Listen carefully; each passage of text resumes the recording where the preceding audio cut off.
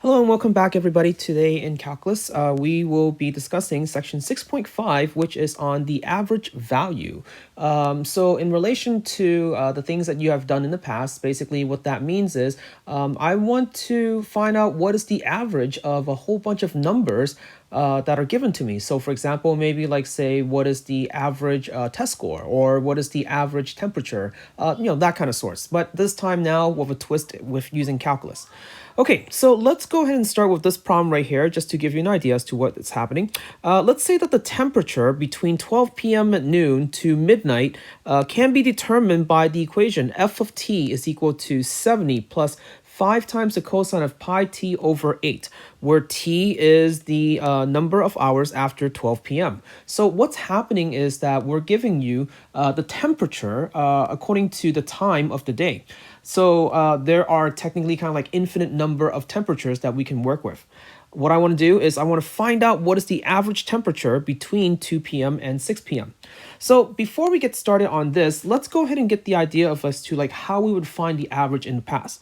In the past, if I say that, okay, let's say that you have 3 test scores and one was a 70, the other one's an 80, the last one's a 90. What you would do would be you would add the 70 plus the 80 plus the 90 and then divide it by 3, which is the total number of test scores. So in this case, if I want to find out what is the average value between from 2 to 6 p.m., what I'll do is I'll go ahead and take the first temperature and then add it with the second temperature and then the third temperature and then so on all the way to the last temperature, and then divide that by the number of temperatures that I actually have.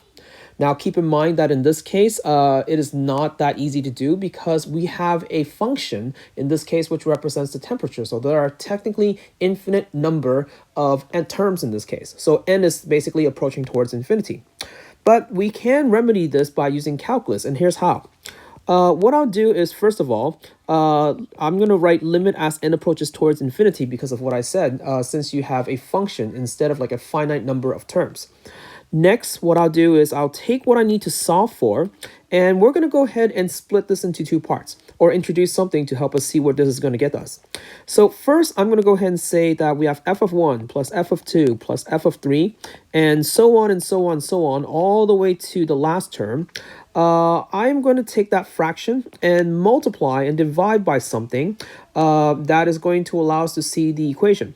I'm going to go ahead and say divide by b minus a and b minus a, where b and a are basically the endpoints of the interval that we're working with. So in this case, that's like going to say that b is going to be equal to 6, whereas a is going to be equal to 2 because we're working with 6 p.m. and 2 p.m. Now, if we take all of that and take a look at our equation now, you'll notice that we actually have something to kind of work off of. The first part, I'm going to go ahead and take out the b minus a. So this is going to be the first b minus a, which should be taken out. The inside right here, you still have the limit as n approaches towards infinity of f of 1 plus f of 2 plus f of 3 plus so on, all the way to the last f of n. Then you have b minus a all divided by n. Hopefully, you guys remember that at the beginning of chapter 5, we were talking about how partitions are created from finding the area under the curve. This guy, b minus a divided by n, that is going to be our base right there, right? That's literally going to be delta x in this case. So we're going to go ahead and replace that with delta x. And this guy right here, another way of saying that is the summation as n approaches towards, the summation of I is equal to 1 all the way to n, and limit as n approaches towards infinity of f of x of I. Basically meaning that we're going to sum a whole bunch of heights together. Now with that, we can go ahead and put it all together and write it as an integral because we have the summation and we also have the delta x. So in order to find out what is the average value, we are going to take the integral from a to b of f of x dx and then divide that by b minus a. So in relation to this problem, here's what we're going to do then. So we have our function, which is f of t. The average value, again, going back to what I want to solve for, the average value, or the average temperature in this case, from the time 2 p.m. to 6 p.m., according to what we have, is going to be 1 divided by 6 minus 2, and then the integral from 2 to 6 of the function then. So 70 plus 5 times the cosine of pi t divided by 8, and then we have dt afterwards. If we can solve for this integral and then divide by 4, I guess, on the outside, then that will tell us what is the average temperature between those two periods of time. So now it's going to be the calculus part. So 1 divided by 4. And then let's go ahead and take the antiderivative. So 70t and then plus 5 times the cosine, oh, not sine. Actually, no, it is the sine, actually, because that's the antiderivative of cosine, okay, of pi t divided by 8. And then we're also going to multiply by 8 divided by pi because of the reverse chain rule. And then boundary from 2 to 6. Okay, keep solving for this. 1/4, we're going to go ahead and keep on the outside. If I plug 6 in there for t, then we are going to get 420 plus 5 multiplied by the sine of 6 pi over 8, which is the same thing as 3 pi over 4. And then also multiplied by 8 over pi. Minus, for the other part, when we plug in 0, you are going to get 0, and then plus, not 0. It's going to be 2 plugged in there. So let me go ahead and make that quick change over here. So 2 plug in there, so that's going to be equal to 140. And then we have plus still, 5 multiplied by the sine of, looks like it's going to be 2 pi over 8, which is the same thing as pi over 4. And then we are going to multiply by 8 over pi once again, okay? So let's see, hopefully we don't get mixed up in this whole arithmetic part. So 1/4, let's see here. We have 420 minus 420 minus 140. That is going to give us 280, okay? And then for the next part over here, this guy, I do believe is actually the same thing as this guy, because sine of 3 pi over 4 is the same thing as sine of pi over 4. And since there is a minus right there, then that means that we're just going to net then. So it's going to be plus 0. And then finally, we clean that up, then it's going to be 70. So the average temperature in this case is going to be 70 degrees. So hopefully that does kind of make sense to you, because if you notice that our vertical shift is to 70, so that means that your average should be somewhere around there. And then your fluctuation is supposed to be 5 in this case, so that means as high as it goes is 75, as low as it goes is going to be 65. And the average will then be in between then. All right, so in conclusion, once again, the average value from A to B for function f of x, and by the way, f over here has to be continuous because I need to be able to take the antiderivative of this, is going to be 1 over b minus a multiplied by the integral from A to B of f of x dx, okay? So now let's go ahead and take a look at another example of this whole thing right here, just to kind of tie it back up to what we did at the beginning of the semester. This time I'm asking for what is a particle's velocity? What is the, let me just go ahead and read it. A particle's velocity can be determined by the function v of t is equal to this equation. Find the average velocity between 1 to 3 for t then. So going by what we have, we can just go ahead and use the average value again. So my average velocity, okay, so velocity average, boundary from 1 to 3 is going to be 1 divided by 3 minus 1, integral from 1 to 3 of 3t squared plus 4 divided by t, and then we have dt. So cleaning it up a little bit, we have 1/2, and then we have, for the other part, when we take the antiderivative, that will give us t cubed, and then plus 4 multiplied by the ln of absolute value of t, and boundary from 1 to 3.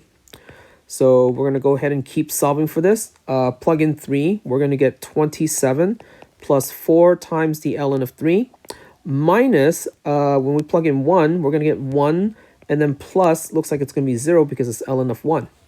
So cleaning that up, finally, we're going to look at 26, and then we also have that 2 on the outside. So let's see, that is going to be 13, and then plus 2 times the ln of 3. Okay, so that's going to be my average velocity in this case. Now, to relate this back to what we did at the very, very beginning of the semester, or actually maybe somewhere near the middle of the semester, keep in mind that if I take the antiderivative of a velocity function, that would give me the displacement function, right? And think of what you're doing over here. If according to FTC number 2, in order to find the area under the curve, what we're going to have to do is find the antiderivative and take the upper bound minus the lower bound. So that is to say what we did right there is basically took my x of t equation, plug in 3 minus x of 1. So that right there is the same thing as the right-hand side. And if you now think about what I'm asking for right there, right? 1 divided by 3 minus 1 multiplied by what we just saw for, which was x of 3 minus x of 1 right here. This right here hopefully will allow you to recognize that this is actually the average velocity in this case. Because look, you have displacement on the top, you have time on the bottom, and you're taking it within an interval from 3 to 1 or 1 to 3 in this case. So hence average velocity. Okay. All right, now for this last problem over here, and hopefully it's going to show up, but oh, it's giving me problem right here. So let's see if the magic actually works out. Let's see. Come on, flip down a little bit more, and yeah, there you go. Okay, now it's showing up. Okay, so here on the right-hand side, and actually the whole thing, what I want to do is I want to find the average velocity, sorry, not the average velocity, but average value for y is equal to x squared from 0 to 1. Now, I already did all the work, so what we want to do is actually, I want to simplify or actually kind of translate what all of this means when you find the average value with a function. So here you can see that I did the work already, and then it turns out that the average value is supposed to be equal to 1/3. Now, to the right is supposed to be my graph, which is y is equal to x squared. And then we have from 0 to 1, and then you have the average value, which is a y value, right? Which is equal to 1/3. So the question is, what is the significance of this 1/3 in comparison to all of this? Well, first of all, you have to recognize that whenever you have this thing right here, the integral from 0 to 1 of x squared, that means you're solving for the area underneath the curve from 0 to 1, right? That is going to give you this right here. So that is supposed to be equal to the 1/3. Okay, so the area under the curve from 0 to 1 of x squared, that's where the 1/3 comes in. Now, the other 1/3 that you're getting for the average value, well, this is what is known as the mean value theorem for integral. Note how y is equal to 1/3, it is a y value that is in between the y boundary. So what that means is, according to the mean value theorem, thinking back as to how it works, right? For any continuous function f, in the interval of a to b, which in this case is from 0 to 1, there exists a value c in that interval such that f of c is equal to the average value. So then according to this mean value theorem for integral, then that means that there is a value x in this case, or c if you want to call it, such that if I plug it into the equation, then it's going to give me the average value, which is equal to 1/3. Now, that's not really interesting, but let's go ahead and write it all out so you can see how this all works out. So first of all, I'm going to go ahead and take my mean value theorem for the integral and write it by the equation form.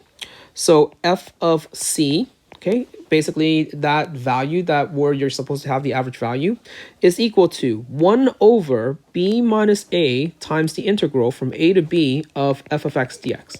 Okay, so that was our definition of average value. Now, if I take this b minus a and multiply it to the other side, then you'll probably see the significance behind it. So this is what we're supposed to get.